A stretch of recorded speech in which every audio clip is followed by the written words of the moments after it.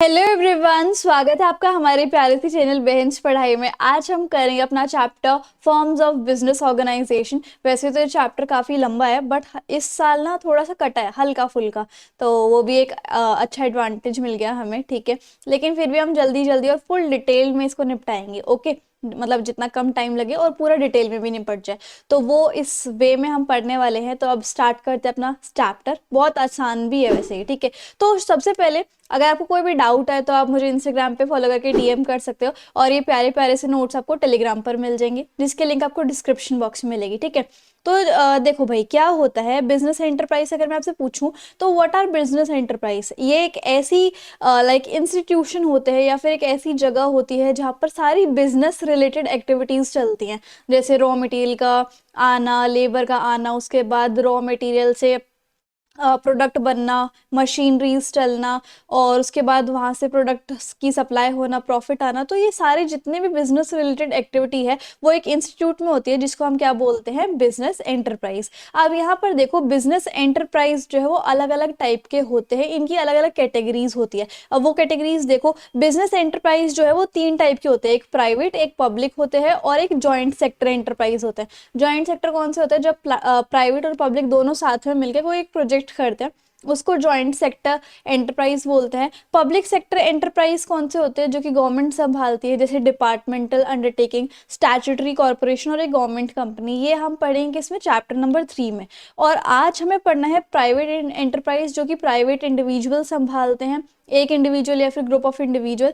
अब इस private enterprise को हम इस चैप्टर में पढ़ेंगे, विच इज चैप्टर नंबर 2। और इसके दो पार्ट है, नॉन कॉर्पोरेट फॉर्म और एक कॉर्पोरेट फॉर्म, ठीक है।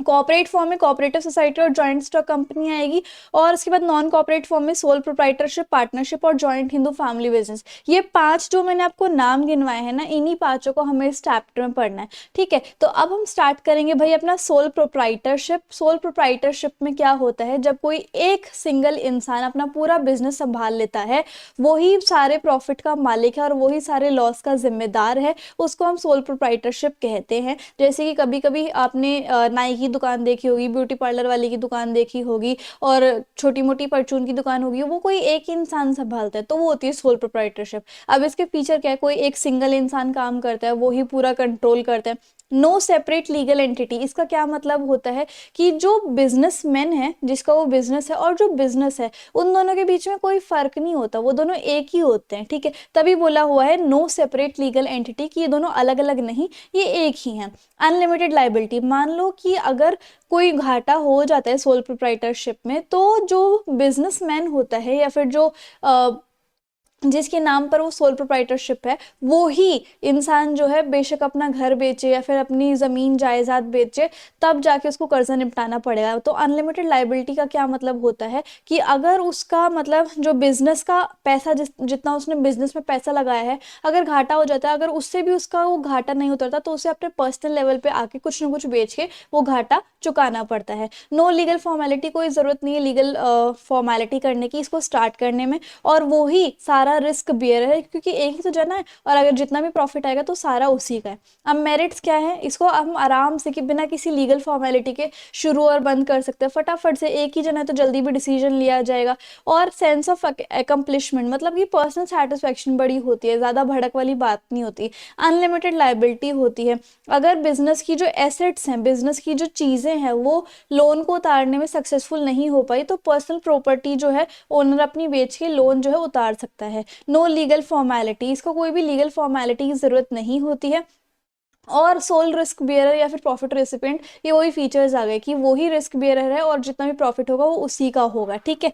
उसके बाद देखो लिमिटेशंस क्या है सोल प्रोप्राइटरशिप की, कि फाइनेंस जो है वो कम हो जाता है, मतलब फाइनेंस कैपिटल कम आ पाती है, कि कोई एक जना कितना लगा लेगा अपने बिजनेस में, चल रिलेटिव से भी थोड़ा बहुत उधार ले लिया, बट ज़्यादा पैसा नहीं ले पाता है कहीं से, है ना।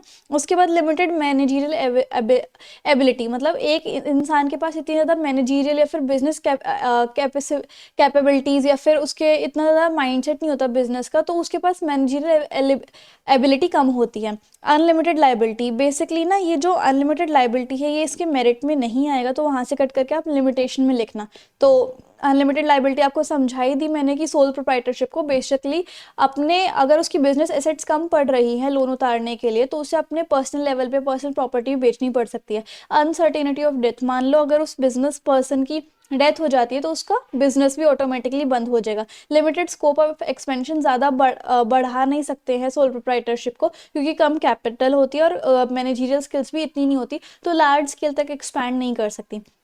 अभी सूटेबल कहाँ कहाँ पर है, जहाँ पर पर्सनल अटेंशन कस्टमर को ज़्यादा देनी पड़ती है, जैसे ब्यूटी पार्लर वगैरह में, तब सोल प्रोप्राइटरशिप बेटर है। अगर जैसे गुड्स अनस्टैंडर्डाइज है, जैसे कि आर्टिफिशियल ज्वेलरी, तो ये गुड्स अनस्टैंडर्डाइज है, इसको इतनी स्टैंडर्ड की जरूरत नहीं थी, तब भी सोल प्रोप्राइटरशिप चल रहा है। जहाँ पर थोड़ी बहुत ही कैपिटल और थोड़े बहुत मैनेजरियल स्किल से काम चल जाए और बिजनेस में ज़्यादा रिस्क ना हो, ठीक है, जैसे स्टेशनरी शॉप में ज़्यादा डिमांड सप्लाई का ग्राफ ज़्यादा होता नहीं है, तो तब भी सोल प्रोप्राइटरशिप चल जाएगी, ठीक है। अब हम स्टार्ट करेंगे जॉइंट हिंदू फैमिली बिजनेस, जो कि हमें सेकंड नंबर पे पढ़ना है। फर्स्ट नंबर पे हमारा निपट गया। तो जॉइंट हिंदू फैमिली बिजनेस में एक आपके पास एक एडवांटेज है कि इसमें आपको मेरिट्स लिमिटेशन वगैरह नहीं करनी, सिर्फ और सिर्फ कॉन्सेप्ट करना है 2023 और 24 के हिसाब से, ठीक है। तो जॉइंट हिंदू फैमिली बिजनेस में क्या होता है, जैसे मान लो कोई जॉइंट फैमिली है, उनका सदियों से पहले से कोई एक बिजनेस चलता आ रहा है, फॉर एग्जांपल केमिस्ट शॉप चलती आ रही है, वो सारे के सारे जने उसी में काम करते हैं। तो उस जॉइंट फैमिली का जो सबसे बड़ा मेंबर होगा ना, वो उस बिजनेस को संभालेगा और बाकी जितने भी मेंबर्स हैं उनकी भी मेंबरशिप उस बिजनेस में होगी। अगर मान लो बाद में किसी का बर्थ होता है तो उसकी ऑटोमेटिकली पार्टनरशिप उस बिजनेस में जुड़ जाती है। और जो एल्डेस्ट मेंबर, जो सबसे बड़ा मेंबर होता है फैमिली का, जो बिजनेस को संभाल रहा होता है, उसको हम क्या कहते हैं, कर्ता। और जो प्रोविजंस या फिर रूल्स होते हैं वो किस में लिखे होते हैं, हिंदू लॉ में लिखे होते हैं। तो इसकी फॉर्मेशन क्या है, जैसे जॉइंट हिंदू फैमिली बिजनेस है, तो इसमें क्या इसकी क्या एलिजिबिलिटी है कि कम से भी कम फैमिली में 2 जने तो होने ही चाहिए और कुछ ना कुछ पूर्वज की प्रॉपर्टी उनके पास होनी चाहिए। अब एक दूसरा फीचर है मेंबरशिप बाय बर्थ। इसमें दो सिस्टम होते हैं, एक दया भागा सिस्टम और एक मिटक्षरा सिस्टम। दया भाग सिस्टम सिर्फ वेस्ट बंगाल में होता है, जिसमें दोनों मेल भी और फीमेल दोनों के दोनों बिजनेस को संभाल सकते हैं। और मिटक्षरा सिस्टम वेस्ट बंगाल को छोड़ के पूरी इंडिया में प्रिवेल करता है, जहाँ पर सिर्फ मेल मेंबर्स ही फैमिली बिजनेस को संभाल सकते हैं। अब यहाँ पर एक वर्ड है कोपेंशनर्स। इसका क्या मतलब होता है कि हिंदू अनडिवाइडेड फैमिली के जो मेंबर्स हैं, जो जिनका पूरा हक है अपनी पूर्वज की प्रॉपर्टी पर बर्थ से ही, उनको हम कोपेंसर्स बोलते हैं, ठीक है। लाइबिलिटी, जो कर्ता होते हैं, जो जॉइंट फैमिली के सबसे बड़े मेंबर होते हैं, जो बिजनेस संभाल रहे होते हैं, उनकी लाइबिलिटी तो अनलिमिटेड होती है, मतलब अगर कर्जा भी आ जाए तो वो अपनी प्रॉपर्टीज वगैरह बेचेंगे, लेकिन बाकी सारे मेंबर्स की जो प्रॉपर्टी, बाकी सारे मेंबर्स की जो लाइबिलिटी होती है वो लिमिटेड होती है। मतलब उन्हें जो है बिजनेस की एसेट्स में से ही कर्जा चुकाना होता है और उनका मतलब उन्हें पर्सनली कुछ बेचना नहीं पड़ता, ठीक है। कंटिन्यूटी, अगर मान लो किसी बड़े जो करता है उनकी डेथ हो जाती है, तो बिजनेस पे इतना फर्क नहीं पड़ेगा, जो उनसे अगले एल्डेस्ट मेंबर है वो फिर बिजनेस के मालिक बन जाएंगे या फिर वो कर्ता बन जाएंगे। माइनर मेंबर, माइनर भी जो है वो फैमिली बिजनेस का फुल फ्लेज्ड पार्ट बनते हैं, ठीक है। मेरिट्स नहीं करते, मेरिट्स नहीं करने, लिमिटेशंस भी नहीं करनी, इस चीज़ से हमें छुटकारा मिल गया। अब हम आएंगे पार्टनरशिप पे, बट पार्टनरशिप थोड़ा सा बड़ा है, लेकिन चलो फिर भी कोई बात नहीं, हम पार्टनरशिप से ही स्टार्ट कर लेते हैं। पार्टनरशिप क्या होता है, जब दो या दो से ज़्यादा इंसान एग्री हो जाते हैं कि ठीक है भाई हम साथ में मिलकर अपना बिजनेस करते हैं, सारे प्रॉफिट एंड जो भी लॉस होंगे वो सब हम बांट लेंगे, उसको हम पार्टनरशिप कहते हैं, ठीक है। अब इसके फीचर्स देखो, दो या दो से ज़्यादा इंसान होने चाहिए एग्री कि ठीक है हम भाई मिलकर अपना सारा का सारा बिजनेस करेंगे। अगर जैसे मान लो कोई बैंकिंग बिजनेस है तो उसमें मैक्सिमम नंबर ऑफ पर्सन 10 चलेंगे। अगर कोई नॉन बैंकिंग बिजनेस है तो पार्टनरशिप में 20 जने आ सकते हैं। एग्रीमेंट, अब अगर जब सबने राजी होकर ये बना लिया है प्लान की ठीक है हम सारे पार्टनर्स मिलके इस बिजनेस को चलाएंगे, तो उसके लिए एक एग्रीमेंट बनवाना पड़ेगा, बेशक ओरल में बनवाओ या फिर रिटन में बनाओ। ये एक लॉफुल बिजनेस है, इसके अंदर थोड़े लॉज वगैरह की जरूरत पड़ेगी। डिसीजन मेकिंग एंड कंट्रोल, हर एक पार्टनर का ये हक है कि वो डिसीजन ले सकता है, पार्टिसिपेट कर सकता है मैनेजमेंट में। पार्टनर्स की अनलिमिटेड लाइबिलिटी होती है कि मतलब अगर कोई भी कर्जा आ जाता है, लॉस हो जाता है, तो सबको अपनी प्राइवेट मतलब या फिर पर्सनल प्रॉपर्टीज भी बेचनी पड़ सकती है उस कर्जे को भुगतान करने के लिए। तो सभी की अनलिमिटेड लाइबिलिटी है। म्यूचुअल एजेंसी, हर एक पार्टनर जो है दूसरे के साथ लाइक वो होना चाहिए, क्या बोलते हैं उसको, म्यूचुअली एग्री होना चाहिए हर डिसीजन के लिए। लैक ऑफ कंटिन्यूसी, अगर एक भी पार्टनर की डेथ हो जाती है या फिर वो फर्म छोड़ के चला जाता है तो फर्म के ऊपर काफ़ी दिक्कत आ जाती है, क्योंकि पैसा कम आएगा, प्रॉफिट भी कम हो सकते हैं और कैपिटल कम आएगी, ठीक है। तो इस तरीके से पार्टनर्स के कम होने पे काफ़ी ज़्यादा हिंड्रेंस पड़ती है। अब इसकी मेरिट्स क्या हैं, आराम से तो ये खुल जाती है, आराम से इसकी एग्जिट हो सकती है। इसमें बहुत सारे पैसे लग जाते हैं, क्योंकि पार्टनर्स ज़्यादा है, लोग ज़्यादा है, तो पैसे सब लेके आएंगे अपने अपने घर से या फिर अपनी अपनी सेविंग से, तो बहुत सारे पैसे हो जाते हैं। सब के सब अपना अपना डिसीजन रखते हैं, तो एक बैलेंस डिसीजन लिया जाता है एट द एंड। सारे के सारे रिस्क शेयर करते हैं, तो इतना ज़्यादा बर्डन नहीं रहता किसी एक इंडिविजुअल पार्टनर पे। सीक्रेसी, सीक्रेसी भी इजीली मेंटेन हो जाती है, क्योंकि इनको अपनी रिपोर्ट गवर्नमेंट को नहीं दिखानी पड़ती। अब लिमिटेशन क्या है, एक तो लिमिटेड रिसोर्सेज होते हैं। अब यहाँ पे क्या होता है, पार्टनर्स के ऊपर थोड़ी सी रिस्ट्रिक्शंस होती हैं कि तुम्हें इतनी ही कैपिटल लानी है, ठीक है, तो इसलिए थोड़े लिमिटेड रिसोर्सेज हो जाते हैं। अनलिमिटेड लाइबिलिटी होती है सभी की, वो तो मैंने आपको बता दिया। लैक ऑफ कंटिन्यूटी की, अगर एक भी पार्टनर की डेथ हो जाती है, किसी वजह से वो रिटायर हो जाता है या फिर इंसॉल्वेंसी हो जाती है, तो पार्टनरशिप पे बहुत ज़्यादा गहरा असर पड़ता है। लैक ऑफ पब्लिक कॉन्फिडेंस, अब क्योंकि इनको अपनी रिपोर्ट पब्लिकली या फिर गवर्नमेंट को नहीं सबमिट करनी पड़ती, तो इन्हें इतना ज़्यादा कॉन्फिडेंस नहीं अपनी मार्केट स्टैंडिंग के ऊपर। अब हमें पढ़ने हैं टाइप्स ऑफ पार्टनर। एक होता है जी एक्टिव या फिर जनरल पार्टनर, जो कि फर्म की मैनेजमेंट में बहुत अच्छे तरीके से एक्टिवली पार्टिसिपेट करता है। एक होता है स्लीपिंग और डॉर्मेंट पार्टनर, इसमें क्या होता है, ये फर्म की मैनेजमेंट में एक्टिवली पार्टिसिपेट नहीं करता, हालांकि इसने अपने पैसा लगाया है कंपनी में, प्रॉफिट एंड लॉस शेयर करता है, इसकी भी अनलिमिटेड लाइबिलिटी है, पर ये एक्टिवली पार्टिसिपेट नहीं करता है। सीक्रेट पार्टनर, ये क्या करता है, किसी को भी बताता नहीं है पब्लिकली कि मैं इस पार्टनर का इस बिजनेस का पार्टनर हूँ, इसकी लाइबिलिटी भी लिमिटेड होती है, मतलब इसने ओवरऑल बताया नहीं होता लोगों को कि मैं यहाँ पर इस पार्टनरशिप में पार्टनर हूँ, इस तरीके से। नॉमिनल पार्टनर, वो क्या होता है, ये ऐसा पार्टनर होता है जो अपना नाम और एक अपनी गुडविल किसी दूसरी फर्म को दे देता है। इसने ना तो उस फर्म में पैसा लगाया होता, ना ही वो प्रॉफिट लेता है, उसकी लाइबिलिटी भी अनलिमिटेड होती है, बट सिर्फ उसने अपना नाम या फिर गुडविल दे रखा है। पार्टनर बाय एस्टोपल, इसमें क्या होता है, he is the one by, उसने ये कहा होता है पूरे वर्ल्ड को कि मैं इस फर्म का पार्टनर हूँ, बट एक्चुअल में वो होता नहीं है पार्टनर, उसकी लाइबिलिटी भी अनलिमिटेड होती है थर्ड पार्टी की टू वर्ड्स, ओके। तो ये होता है partner by estoppel. Partner by holding out हमें नहीं पढ़ना, माइनर एज अ पार्टनर भी हमें नहीं पढ़ना। टाइप्स ऑफ पार्टनरशिप पढ़नी है, तो ड्यूरेशन के हिसाब से पार्टनरशिप दो टाइप की होती है। एक तो पार्टनरशिप एट विल, की पार्टनर्स के विल पे, हिम्मत पे ही पार्टनरशिप टिकी हुई है ना। और एक पर्टिकुलर पार्टनरशिप, इसमें क्या होता है, ये जो है एक प्रोजेक्ट के लिए बनाई जाती है, पार्टनरशिप एक प्रोजेक्ट को पूरा करने के लिए बनाई जाती है, पर्टिकुलर किसी रीजन की वजह से पार्टनरशिप फॉर्म होती है, तो ये पर्टिकुलर पार्टनरशिप हो गया है ना।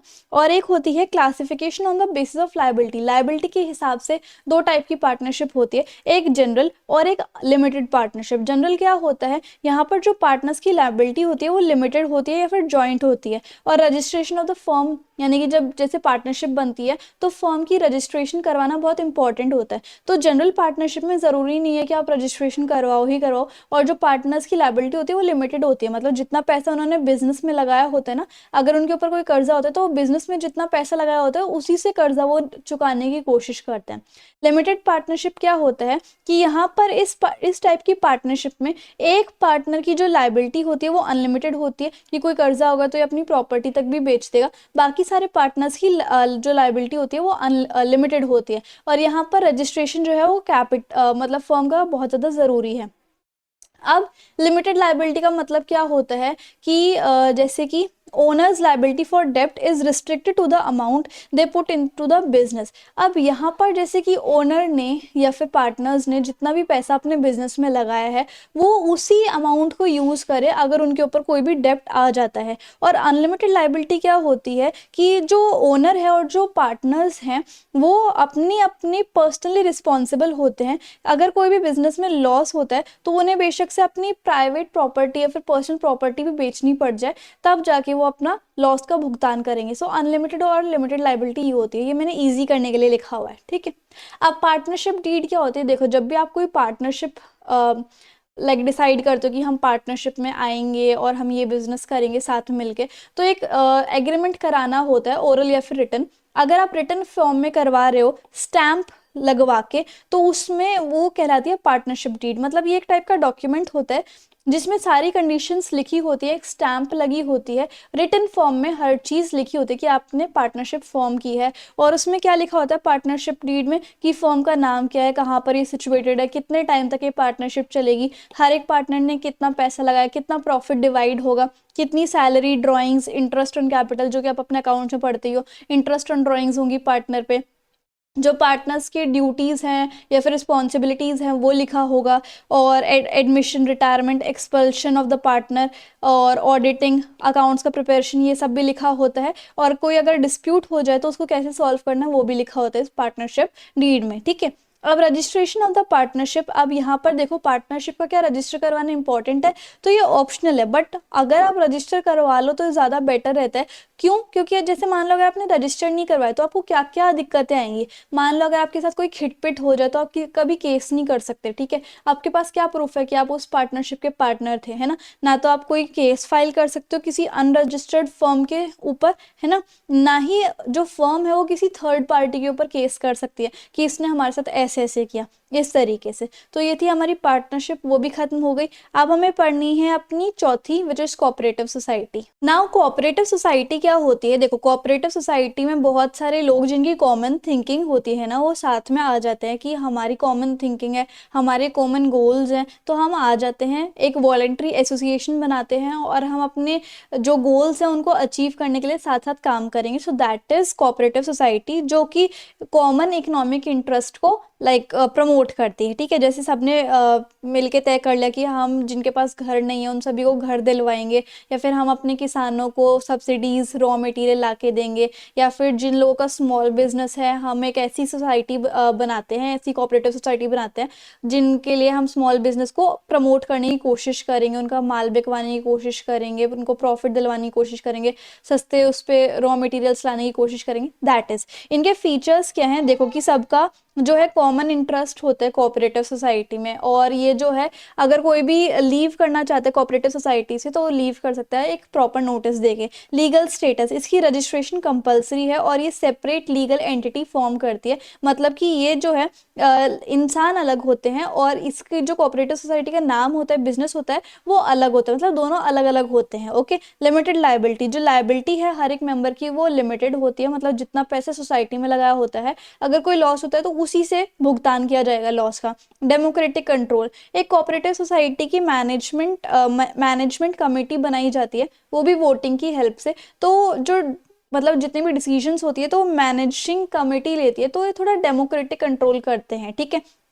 Democratic control in the sense कि वोटिंग से चुने गए हैं, मतलब सभी का डिसीजन लिया गया है कि कौन मैनेजिंग कमेटी में आना चाहिए, तो ऑटोमेटिकली डेमोक्रेटिक कंट्रोल हो गया। और सर्विस मोटिव, इनका क्या मकसद होता है कि ये मतलब जिस भी लोगों को इन्होंने चुना है कि हम इनकी हेल्प करेंगे, जैसे फार्मर्स की या फिर स्मॉल बिजनेस की, तो ये उनको सर्व करने की कोशिश करते हैं। बाउंड बाय गवर्नमेंट रूल, अगर कोऑपरेटिव सोसाइटी है तो गवर्नमेंट जो है वो कुछ रूल्स एंड रेगुलेशन फ्रेम करती है कोऑपरेटिव सोसाइटी के लिए, तो तब उन्हें गवर्नमेंट के रूल्स मानने पड़ते हैं। और जितना भी प्रॉफिट आता है फिर सरप्लस आता है तो लोगों के बीच में, जो कोऑपरेटिव सोसाइटी के मेंबर्स हैं उनके बीच में बट जाता है। अब इसके मेरिट्स क्या हैं? एक्साइज ऑफ फॉर्मेशन, ये कम से भी कम 10 मेंबर्स इसके अंदर होने चाहिए। रजिस्ट्रेशन बहुत आसान है और बहुत कम इसमें लीगल फॉर्मेलिटीज़ हैं। लाइबिलिटी जो इसकी लिमिटेड है। स्टेबल एग्जिस्टेंस है, अब इसकी क्योंकि सेपरेट लीगल एंटिटी है, मतलब जो मेंबर्स है वो अलग, बिजनेस है वो अलग, मतलब सोसाइटी जो है वो अलग, और अगर किसी की डेथ भी हो जाती है किसी मेंबर की तो चलती रहती है, तो इसलिए स्टेबल एग्जिस्टेंस है। इकोनॉमी इन द ऑपरेशंस, क्योंकि अब ये डायरेक्टली मेंबर्स को सर्विस प्रोवाइड कर रहे हैं तो जो मिडिल मैन है उनका एलिमिनेशन हो जाता है और उनका कमीशन जो है वो हट जाता है। गवर्नमेंट सपोर्ट, गवर्नमेंट भी कोऑपरेटिव सोसाइटी को लो इंटरेस्ट रेट सब्सिडीज मतलब कम टैक्स जो है वो चार्ज करती है। सोशल यूटिलिटी, अब यहाँ पर जो सोशल जस्टिस है, म्यूचुअल कोऑपरेशन है, मतलब सोसाइटी के लिए ये कुछ लोग करते ही रहते हैं, ठीक है। तो इससे क्या होता है, सोशल यूटिलिटी बहुत ज़्यादा होती है। लिमिटेशंस क्या है, इनके पास पैसे की थोड़ी कमी रहती है, फंड्स की दिक्कत रहती है, मैनेजमेंट इतने अच्छे से नहीं कर पाते क्योंकि लोगों को मैनेजमेंट की, बिजनेस की नॉलेज जो है वो कम होती है। मोटिवेशन जो है वो कम होती है क्योंकि ज़्यादा इसमें रिवॉर्ड नहीं मिल पाते, एफर्ट्स इतने करते हैं बट इतना ज़्यादा रिवॉर्ड नहीं मिल पाता है ना। और लैक ऑफ सीक्रेसी, क्योंकि इन्हें ओपनली डिस्कस करना होता है कि हमने क्या क्या अचीव किया, क्या क्या नहीं, लोगों के सामने ये अपने सारी चीज़ें बताते हैं, गवर्नमेंट को सारी चीज़ें बताते हैं, तो ये सीक्रेसी नहीं मेंटेन कर पाते। गवर्नमेंट कंट्रोल कुछ ज़्यादा ही रहता है कोऑपरेटिव सोसाइटी पे, और मेंबर्स के बीच में बहुत सारे कॉन्फ्लिक्ट भी हो सकते हैं, क्योंकि इतने सारे मेंबर्स हैं तो सबके अलग अलग व्यू पॉइंट हो सकते हैं। अब कोऑपरेटिव सोसाइटी के टाइप्स भी देख लेते हैं। एक होती है कंज्यूमर कोऑपरेटिव सोसाइटी। इसमें क्या होता है, ये जो है जो कंज्यूमर्स होते हैं उनको, मतलब प्रोड्यूसर से ये जो फैक्ट्री वाले होते हैं, जो कि गवर्नमेंट जो कि अपना प्रोडक्ट बनाते हैं, सीधा इनसे कोई भी प्रोडक्ट लेते हैं और जाके डायरेक्ट कस्टमर तक ले जाते हैं। ये तो बीच में जितने भी होलसेलर, रिटेलर्स, ये सब आते हैं, इनका कोई मतलब सफाया हो जाता है एक तरीके से। प्रोड्यूसर से भी ला सकते हैं और मैन्युफैक्चरर से भी ला सकते हैं, मतलब डायरेक्ट खरीद के और डायरेक्ट कस्टमर तक दे देना, वो भी रीजनेबल प्राइस पे। इस तरीके से प्रोड्यूसर कोऑपरेटिव सोसाइटी ये स्मॉल बिजनेस के लिए होता है कि उनको सस्ते रेट पे रॉ मटेरियल, टूल्स, इक्विपमेंट, दूसरे आइटम्स लेके आना लार्ज क्वांटिटी में, और मार्केटिंग करवाना, ट्रांसपोर्टेशन की फैसिलिटी, वेयर हाउसिंग की फैसिलिटी प्रोवाइड करना। नहीं नहीं, इसके अंदर प्रोड्यूसर कोऑपरेटिव सोसाइटी में क्या होता है कि जो स्मॉल प्रोड्यूसर्स हैं, जो छोटे छोटे प्रोड्यूसर्स हैं, जिनके पास इतना पैसा नहीं है, जो मार्केटिंग नहीं कर पाते, जो प्रोडक्शन अपने प्रोडक्ट ही नहीं कर पाते, उनके लिए रॉ मटेरियल, टूल, इक्विपमेंट और दूसरे आइटम को लार्ज क्वांटिटी में इन तक भिजवाना। ठीक है। मार्केटिंग कोऑपरेटिव सोसाइटी में क्या होता है कि एक प्रोडक्ट को बेचने के लिए बहुत सारी चीज़ें करनी पड़ती है, जैसे ट्रांसपोर्टेशन की फैसिलिटी चाहिए, वेयर हाउस की, पैकिंग की, ग्रेडिंग की, मार्केटिंग रिसर्च की। तो ये मार्केटिंग कोऑपरेटिव सोसाइटी अपने मेंबर्स के लिए ये सारे काम करती है।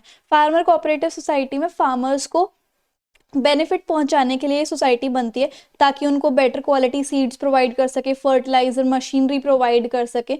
ठीक है। इस तरीके से क्रेडिट कोऑपरेटिव सोसाइटी। अब कई लोग मनी लेंडर्स से ले लेते हैं बहुत सारा पैसा, और मनी लेंडर्स उनको एक्सप्लॉइट करते हैं। सो इस वे में अगर कम रेट ऑफ इंटरेस्ट पे किसी को लोन चाहिए, वो भी इजी टर्म्स एंड कंडीशन पे, तो क्रेडिट कोऑपरेटिव सोसाइटी बनती है, मतलब एज अ लोन लोगों को देने के लिए। और कोऑपरेटिव हाउसिंग फैसिलिटी की मेन एम जो है लोगों को हाउसेस प्रोवाइड करना, वो भी लिमिटेड, जिनके पास कम इनकम है उन लोगों के लिए। ठीक है। और अब हम आते हैं अपनी पांचवी प्राइवेट एंटरप्राइज पे, जो कि है कंपनी या फिर जॉइंट स्टॉक कंपनी। उसके बाद हमें थोड़ा सा और पढ़ना है, फिर हमारा चैप्टर जो है कंप्लीट हो जाएगा। कंपनी भी एक एसोसिएशन है। इसमें क्या होता है, यहाँ पर प्रॉफिट कमाने के लिए ये एसोसिएशन बनती है, जहाँ पर कैपिटल जो होती है, जो ओनर कैपिटल लेके आते हैं, वो शेयर्स में भी कन्वर्ट हो, जहाँ पर शेयर्स भी होते हैं, डिबेंचर्स भी होते हैं, और कैपिटल भी होती है। ठीक है। और इसमें बहुत सारे एम्प्लॉयज़ भी काम करते हैं। अब इसके फीचर्स देख लेते हैं। एक अगर कंपनी बनती है तो उसको रजिस्टर करवाना बहुत इंपॉर्टेंट होता है। कंपनीज एक्ट 1956 के अंडर कोई भी कंपनी विदाउट रजिस्ट्रेशन के एग्जिस्टेंस में नहीं आ सकती है। इसकी सेपरेट लीगल एग्जिस्टेंस है। इसका क्या मतलब होता है कि ये लॉ के द्वारा क्रिएट की जाती है। इसकी एक अलग आइडेंटिटी है, मतलब जो लोग इसके अंदर काम कर रहे हैं, जो ओनर है वो अलग है, और जो कंपनी है वो अलग है। इस तरीके से कंपनी की खुद की नाम होता है, जिसकी वजह से उसकी खुद की स्टैम्प भी होती है। ओके। और एक परपेचुअल एग्जिस्टेंस, किसी की भी डेथ की वजह से कंपनी की लाइफ पर कोई भी असर नहीं पड़ता है। लायबिलिटी जो है वो लिमिटेड होती है, मतलब कि बिजनेस में जितने भी लोग काम कर रहे हैं उन सभी की लायबिलिटी जो है लिमिटेड होती है। किसी को अपने पर्सनल प्रॉपर्टी बेचने की ज़रूरत नहीं होती। और यहाँ पर जो है हम शेयर्स, जो भी शेयर्स होते हैं उनको इजीली कैश में ट्रांसफ़र कर सकते हैं, मतलब जो शेयर्स होते हैं वो ट्रांसफरेबल होते हैं। Separation of ownership and the control. अब यहाँ पर क्या होता है, जो शेयर होल्डर होते हैं वो क्या करते हैं, कंपनी के शेयर्स ले लेते हैं, तो वो भी as a like manager, as a owner बन जाते हैं कंपनी के। इस तरीके से अब मेरिट्स देखो, लाइबिलिटीज़ की लिमिटेड है तो ये मेरिट ही है। ट्रांसफ़र ऑफ इंटरेस्ट, अब यहाँ पर जो भी कंपनी के शेयर्स होते हैं वो डायरेक्टली कैश में बदल जाते हैं, तो जो इंटरेस्ट है वो ट्रांसफ़र हो रहा है। परपेचुअल एग्जिस्टेंस, अब यहाँ पर क्या होता है कि कंपनी में किसी की भी डेथ हो जाए तो कंपनी की लाइफ पे कोई भी असर नहीं पड़ता है। कंपनी में इतना सारा पैसा आ रहा है शेयर्स की वजह से, तो इससे क्या क्या होता है वो बहुत ज़्यादा एक्सपैंड कर सकती है और अच्छे प्रॉफिट अर्न कर सकती है। प्रोफेशनल मैनेजमेंट, अब यहाँ पर कंपनी जो है हायर करती है एक्सपर्ट्स को, जिसकी वजह से मैनेजमेंट जो है बहुत अच्छा हो जाता है। लिमिटेशन, इसकी बहुत बड़ी lengthy, time consuming, expensive like legal formalities चलती रहती, प्रोसीजर चलता रहता है कंपनी को फॉर्म करने के लिए। और लैक ऑफ सीक्रेसी, सब कुछ खुलेआम इनको दिखाना पड़ता है कि हमने कितना प्रॉफिट किया, कितना लॉस किया, क्या क्या किया है, तो लैक ऑफ सीक्रेसी है। लैक ऑफ मोटिवेशन, अब क्या होता है जैसे आपने स्केलर चेन भी पढ़ा होगा, तो मतलब डायरेक्ट पहुंच नहीं है जो टॉप मैनेजर्स हैं, तो मोटिवेशन इतनी ज़्यादा है नहीं, है ना। और कम इंसेंटिव्स मिलते हैं, कम पर्सनल इंटरेस्ट, मतलब पर्सनली भी कम सुना जाता है कंपनीज में। डिले इन डिसीजन मेकिंग, अब क्या होता है जो बोर्ड ऑफ डायरेक्टर्स होते हैं या फिर जो टॉप लेवल मैनेजमेंट होते हैं ना, वही डिसीजन लेते हैं, तो डिसीजन मेकिंग में भी काफ़ी ज़्यादा डिले हो जाता है। ऑलीगैर ऑलिगैर्चिक मैनेजमेंट, इसमें क्या होता है कंपनी जो है उसको हम डेमोक्रेटिकली मैनेज बोलते हैं, बट क्योंकि जो बोर्ड ऑफ डायरेक्टर्स होता है वही सारा का सारा लाइक डिसीजंस लेते हैं, जो शेयर होल्डर है वो भी तो एक तरीके से ओनर्स है कंपनी के, उनके इंटरेस्ट को इग्नोर कर दिया जाता है, तो ये ओलिगैर्चिक मैनेजमेंट कहलाती है। ठीक है, अब कंपनी कितने टाइप की होती है? दो टाइप की कंपनी होती है, प्राइवेट और पब्लिक। प्राइवेट वो होती है जो कि प्राइवेट इंडिविजुअल लाइक फॉर्म करते हैं, और पब्लिक कौन सी होती है? जो कि गवर्नमेंट ओन करती है। प्राइवेट कंपनी में मिनिमम 2 मैक्सिमम 50 मेंबर्स होते हैं, और पब्लिक में मिनिमम 7 और मैक्सिमम कितने भी हो सकते हैं। ये जो प्राइवेट है वो मतलब खुलेआम इनवाइट नहीं कर सकती कि आ जाओ मेरी कंपनी के शेयर्स ले लो, लेकिन पब्लिक कंपनी खुलेआम इनवाइट कर सकती है। अब यहाँ पर थोड़ी सी रिस्ट्रिक्शंस है कि शेयर्स को कैश में बदलना, बट पब्लिक में फ्रीली ट्रांसफरेबल है कि शेयर लिए हैं तो कैश में इजीली ट्रांसफर हो जाएंगे, है ना।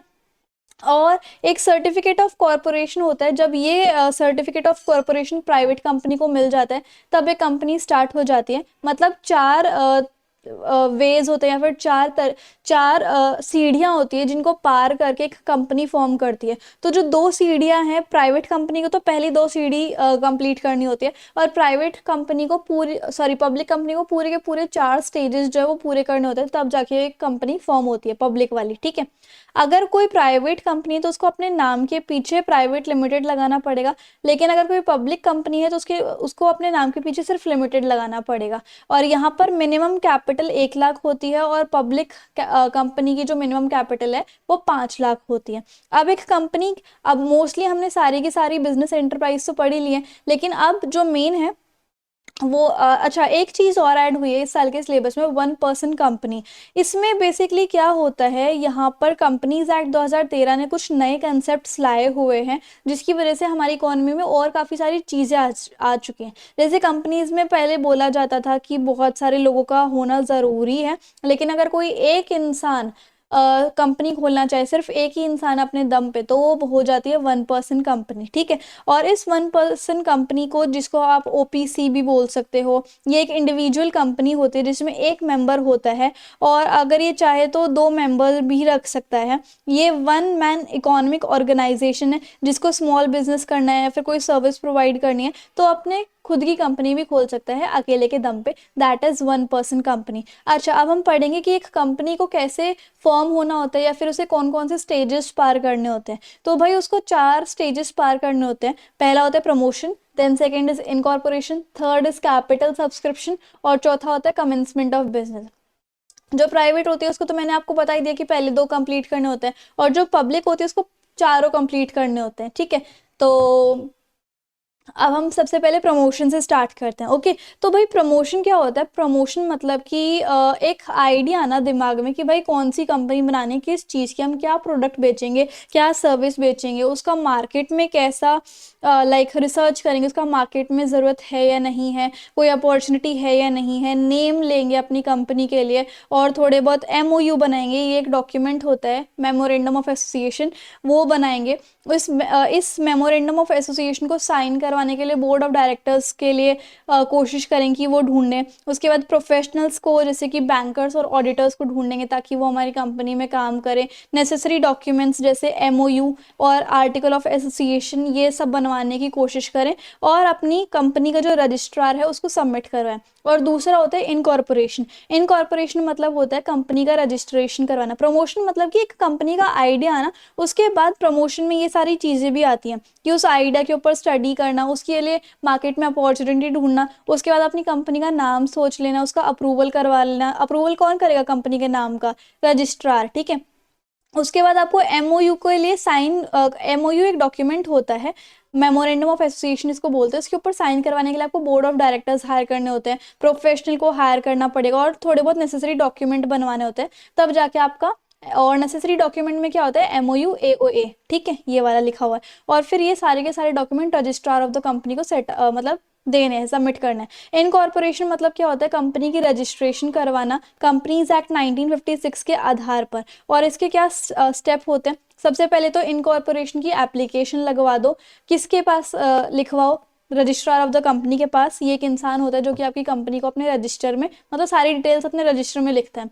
और उसके बाद आपको नेसेसरी डॉक्यूमेंट्स आपको फिल करने हैं, जैसे कि memorandum of association, article of association, statement of authorised capital, consent of propose director, agreement with propose managing director, statutory declaration. ये कुछ ऐसे आपको डॉक्यूमेंट सबमिट करने पड़ेंगे। उसके बाद आपको फीस की पेमेंट सबमिट करनी पड़ेगी। रजिस्ट्रेशन जो है वो करवानी पड़ेगी, मतलब जब आपके सारे के सारे जितने भी डॉक्यूमेंट आपने सबमिट करे हैं, जब ये सारे वेरीफाई हो जाएंगे तब आपकी कंपनी जो है, मतलब जब रजिस्ट्रार सेटिस्फाई हो जाएंगे तो आपकी कंपनी का नाम वो रजिस्ट्रार अपने रजिस्टर में लिख लेगा। उसके बाद आपको सर्टिफिकेट ऑफ इनकॉर्पोरेशन मिल जाएगा, यानी कि अब आपकी प्राइवेट कंपनी सेटअप हो सकती है, और इसको आप birth certificate of the company भी कह सकते हो। तीसरा हमें पढ़ना है कैपिटल सब्सक्रिप्शन। अब एक पब्लिक कंपनी जो है वो तीसरा स्टेप भी पूरा करेगी। इसमें क्या होता है? एक पब्लिक कंपनी शेयर्स को और डिबेंचर्स को इशू करेगी ताकि वो पब्लिक से डायरेक्टली पैसा मांग सके और अपनी बाकी फॉर्मेलिटीज को पूरा कर सके। अब वो कैसे पब्लिक से पैसा मांग सकती है? देखो, जब भी एक कंपनी को पब्लिक से पैसा लेना होता है शेयर्स की फॉर्म में, तब सबसे पहले उस कंपनी को सेबी से अप्रूवल लेना होता है। सेबी जो है वो एक ऐसी ऑर्गेनाइजेशन है जो कि स्टॉक मार्केट को हैंडल करती है, ठीक है। तो सेबी अगर अप्रूवल दे देगा कि ठीक है, आपको, आप जो है कंपनी से पैसा ले सकते हो शेयर्स की फॉर्म में। उसके बाद एक प्रोस्पेक्टस बनाना होता है। प्रोस्पेक्टस एक टाइप का डॉक्यूमेंट होता है जिसके अंदर सारी टर्म्स एंड कंडीशन लिखी होती है कि कंपनी क्यों शेयर्स को इशू कर रही है, डिबेंचर्स को कितने करेगी, कितने रुपए के होंगे और क्या क्या कंडीशंस होंगी, ठीक है। उसके बाद बैंकर्स को, ब्रोकर्स को और अंडरराइटर्स को हायर करना होगा एक कंपनी को। बैंकर क्या करेंगे? जो जैसे लोगों ने आपकी कंपनी के बहुत सारे शेयर्स खरीद लिए, आपके पास तो बहुत सारा पैसा आ गया और बदले में उनके पास शेयर्स चले गए, तो जो पैसा है वो बैंकर रिसीव कर लेगा। ब्रोकर्स क्या करेंगे? वो पब्लिक को एनकरेज करेंगे कि देखो देखो इस कंपनी के शेयर ले लो, इस तरीके से, ताकि और पैसा है कंपनी के पास। और अंडरटेकर्स कौन होते हैं कि अगर कोई भी आपकी कंपनी के शेयर्स नहीं खरीदता तो अंडरटेकर आपके कंपनी के शेयर्स खरीद लेंगे, बदले में उनका कुछ कमीशन होता है, ठीक है। उसके बाद मिनिमम सब्सक्रिप्शन। एक सेबी की गाइडलाइन होती है कि अगर आप अपने शेयर्स इशू करवा भी रहे हो तो आपको कम से कम भी हमें ये गारंटी देनी होगी कि आपके 90% शेयर्स बिकेंगे ही बिकेंगे। अगर नहीं बिकते तो फिर आपको अगले 30 दिनों में सभी का पैसा वापस देना पड़ेगा, ठीक है। Application to stock exchange. उसके बाद जितने भी स्टॉक एक्सचेंज के हैं, जैसे कि आप स्टॉक्स हो गया, ग्रो ऐप हो गया, इन सभी को एप्लीकेशन भिजवाना कि हम अपनी कंपनी के शेयर्स बेच रहे हैं, आप हमारा नेम ऐड कर लो। उसके बाद अलॉटमेंट ऑफ द शेयर्स, फिर लोगों के पास शेयर्स मतलब बिकने शुरू हो जाते हैं। And the fourth one is commencement of the business, कि आप अब जो है पब्लिक कंपनी को एक सर्टिफिकेट मिलेगा कमेंसमेंट ऑफ बिजनेस का। इसके लिए कुछ डॉक्यूमेंट्स रजिस्ट्रार को मतलब सेंड करने होते हैं। ये डिक्लेरेशन कि हमारे 90% से भी हमारे 90% जो है शेयर्स बिक चुके हैं और हमारे डायरेक्टर्स जो हैं, बोर्ड ऑफ डायरेक्टर्स, वो भी रेडी हैं, और हमारे जितने भी शेयर्स बिके हैं वो कैश के बदले में बिके हैं। और एक डिक्लेरेशन आपको देनी पड़ेगी जिसमें आपको लिखना होगा कि डायरेक्टर ऑफ द कंपनी ने हमारे सारे डॉक्यूमेंट्स को साइन कर दिया है और सारी रिक्वायरमेंट्स जो आपने मांगी थी, रजिस्ट्रार ने मांगी थी, वो सब के सब कंप्लीट हो चुकी है, ठीक है। ओके उसके बाद कंपनी की फॉर्मेशन के लिए और कौन कौन से इंपॉर्टेंट डॉक्यूमेंट्स होते हैं? एक तो एमओए, मेमोरेंडम ऑफ एसोसिएशन, ये प्रिंसिपल डॉक्यूमेंट होता है कंपनी का। इस डॉक्यूमेंट के बिना कोई भी कंपनी रजिस्टर्ड नहीं हो सकती, इसलिए इसको लाइफ गिविंग सर्टिफिकेट भी बोलते हैं या फिर लाइफ गिविंग डॉक्यूमेंट भी बोलते हैं। इसके अंदर क्या क्या आता है कि आपकी कंपनी का नाम क्या है, कहाँ कहाँ वो सिचुएटेड है, क्यों आपकी कंपनी खुली है और उसकी लाइबिलिटी क्या है, कितनी कैपिटल होगी उस कंपनी में। और आर्टिकल ऑफ एसोसिएशन क्या होता है, इसके अंदर कंपनी के जितने भी लोग काम कर रहे हैं जैसे एम्प्लॉयज़ वगैरह, उनके मतलब उनको क्या रूल्स एंड रेगुलेशंस फॉलो करने हैं, क्या उनके पास राइट्स हैं, ड्यूटीज़ है, पावर्स है, वो सब लिखा होता है। ठीक है। और इसमें क्या क्या लिखा होता है एओए में, और थोड़ा डिटेल में बताया हुआ है कि कितना शेयर कैपिटल है, शेयर्स के डिफरेंट डिफरेंट क्लासेस हैं, शेयर होल्डर के क्या क्या राइट्स हैं, और कैसे कैसे हमने शेयर्स को अलॉट किया है, शेयर के सर्टिफिकेट को इशू किया है, अगर कोई फॉरफीट या फिर री इशू करवाना चाहता है जो कि आप अपने कंपनीज अकाउंट में पढ़ोगे, तो वो कैसे प्रोसीजर है, रूल्स क्या हैं प्रॉक्सी के, और उसके बाद अगर डायरेक्टर को सिलेक्ट करना है, रिमूवल करना है, उसका क्या प्रोसीजर है, पेमेंट, डिक्लेरेशन, डिविडेंड और कैपिटल री एडजस्टमेंट, कंपनी को वाइंड अप करना है तो उसके क्या क्या प्रोसीजर हैं, वो सब एओए में लिखे होते हैं। और तीसरा इंपॉर्टेंट डॉक्यूमेंट होता है प्रोस्पेक्टस। प्रोस्पेक्टस में हर वो चीज़ लिखी होती है कि कितने शेयर्स हैं, कितने डिबेंचर्स वो एक कंपनी इशू कर रही है, कितने रुपए का है, ये सब मतलब शेयर्स या डिबेंचर्स से रिलेटेड जितनी भी बात होगी, कैसे खरीदें और डिविडेंड मिलेगा या नहीं मिलेगा, तो सब प्रोस्पेक्टस में लिखा होता है। ठीक है। और statement in लिeu of practice prospectus ये इंपॉर्टेंट है। इसमें क्या होता है, मान लो अगर एक कंपनी को थोड़ा बीच में ये लगता है कि नहीं हमें शेयर्स को बेचने की ज़रूरत नहीं है, या फिर हमें पब्लिक से पैसा नहीं चाहिए, हम जो ओनर ने पैसा लगाया है कंपनी में उसी से हमारा काम चल जाएगा, तो वो क्या कर सकते हैं, statement in लिeu of prospectus registrar को दे सकते हैं, कंपनी के रजिस्ट्रार को। और वो क्या करते हैं, वो फिर शेयर्स बेचना बंद कर देते हैं, और जिन लोगों ने शेयर्स ले लिए उनको उनका पैसा रिटर्न कर देती है, और अपने जितना भी उनके पास ओनर फंड है उसी से अपना मतलब खर्चा चला लेती है कंपनी। तो ये होती है स्टेटमेंट इन लिeu ऑफ प्रोस्पेक्टस। ठीक है। अब लास्ट जो टॉपिक है वो हमारा ये है कि choice of form of business organisation, की आप जो है कौन सी आपको बिजनेस ऑर्गेनाइजेशन, मैंने आपको 5 पढ़ाई हैं, उनमें से आपको कौन सी चुननी चाहिए। देखो, अगर आपके पास लाइक कॉस्ट कम है, आपको इजी सेटअप करना है, तो उसके लिए आप सोल प्रोप्राइटरशिप ट्राई कर सकते हो, क्योंकि ये बहुत कम एक्सपेंसिव है, कम लीगल मतलब लीगल फॉर्मेलिटीज़ है ही नहीं, और कंपनी अगर देखोगे तो उसमें बहुत सारी लीगल फॉर्मेलिटी हैं। अगर कैपिटल कंसिडरेशन के बारे में हम बात करेंगे तो सोल प्रोप्राइटरशिप में और पार्टनरशिप में कम कैपिटल चाहिए होती है लगाने के लिए, और कंपनी में बहुत ज़्यादा पैसा चाहिए होता है लगाने के लिए। नेचर ऑफ द बिजनेस, अगर जैसे मान लो आपका टेलर का काम है, कटिंग सैलून है, तो आप सोल प्रोप्राइटरशिप स्टार्ट कर सकते हो, लेकिन अगर आपका कोई बड़ा प्लांट है तो आप कंपनी सेटअप कर सकते हो। डिग्री ऑफ कंट्रोल डिज़ायर, अगर आपको फुल कंट्रोल चाहिए तो आप प्रोप्राइटरशिप ट्राई कर सकते हो, और कंपनी और पार्टनरशिप में तो पूरा कंट्रोल है नहीं, डिसीजन सभी का बैलेंस लिया जाता है। लायबिलिटी और degree of risk, sole proprietorship और पार्टनरशिप में इतना ज़्यादा रिस्क नहीं है, लेकिन अगर हम कंपनी की बात करें तो वहाँ पे थोड़ा सा रिस्क है। ठीक है। तो इसी के साथ साथ हमारे जो पूरा का पूरा चैप्टर है, थोड़ा लेंदी तो था बट हमारा पूरा खत्म हो गया है। आई होप आपको मेरे समझाने का तरीका काफ़ी अच्छा लगा होगा, और इंस्टाग्राम एंड टेलीग्राम पे ज़रूर फॉलो कर लेना। So if you like the video and the explanation then please like, share, comment and subscribe the channel. Thank you so much.